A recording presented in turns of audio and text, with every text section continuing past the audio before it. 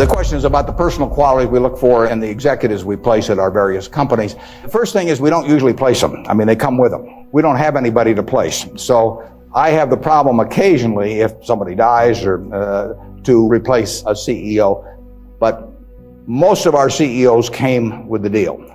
Clayton Homes, which we're buying, comes with Kevin Clayton running it. We will put no one in there. He will run the place just as before.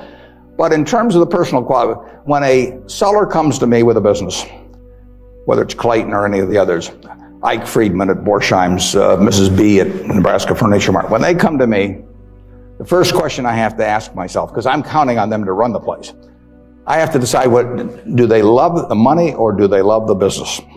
Now, there's nothing wrong with liking the money. I mean, they all like money, but they've got to love the business. They got to have a passion for it.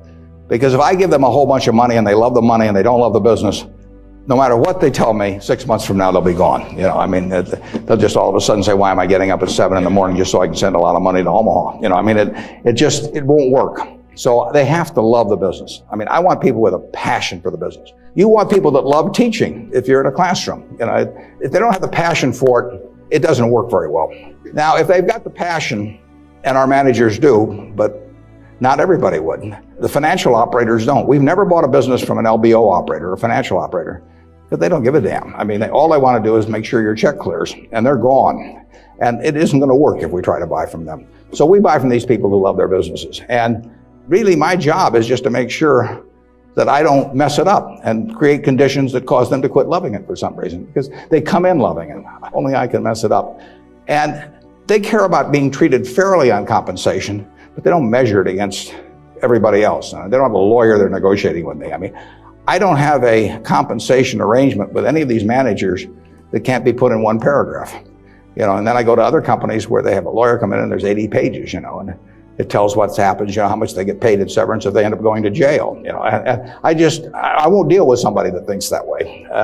And, you know, that's fine. There's a self-selection process in terms of who comes to us. There's this invisible filter out there that causes the Claytons of the world, the Al Yoshis of the world, the Ike Friedmans of the world, the Mrs. B's of the world to come to us.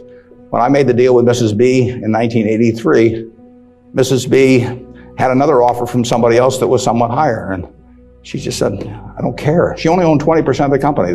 She had 4 children. They each owned 20%. She told them, you know, I'm selling to Mr. Buffett. She always called me Mr. Buffett up till when she was 104. In fact, when I'd walk in the store, she'd say, here comes my new young boyfriend, which I don't get that a lot of places, I can tell you. She built this thing. She came over here in 1921 or 2. She landed in Seattle with a tag around her neck. She couldn't speak a word of English. Said Fort Dodge, Iowa. She couldn't communicate. She just had the tag. The American Red Cross got her out to Fort Dodge. And for 2 years, she got no place because nobody spoke Russian or Yiddish, actually. And so she moved to Omaha just to be around some other Russian Jews who she could at least talk to. She learned the English language when her oldest daughter, Frances, would go to school and come home at night and teach her the words. And she started out and she started sending $50 at a time over to Russia to bring her siblings. She had 7 siblings, and her mother and father to get them over here. After 16 years, she brought all the family over. She'd saved $500 in 16 years, you know, peddling used clothing, whatever. And she started the Nebraska Furniture Mart with that $500. And it's now the largest home furnishings complex in the world. And it all came from the $500 and a very, you know, special woman.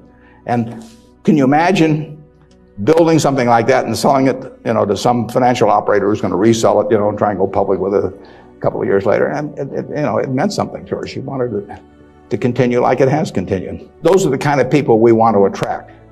It isn't so much me selecting them, it's them selecting Berkshire. I mean, that's the key. And frankly, we've gotten to that position in this country where the people that do care about their businesses, good-sized businesses, there's no second choice besides Berkshire. We get them, you know, they come to us. I used to say that I had a one-line employment form, one-question employment form. The question was, are you a fanatic? You know, and if you answered yes, you got the job. Because I want somebody who's fanatic about their business.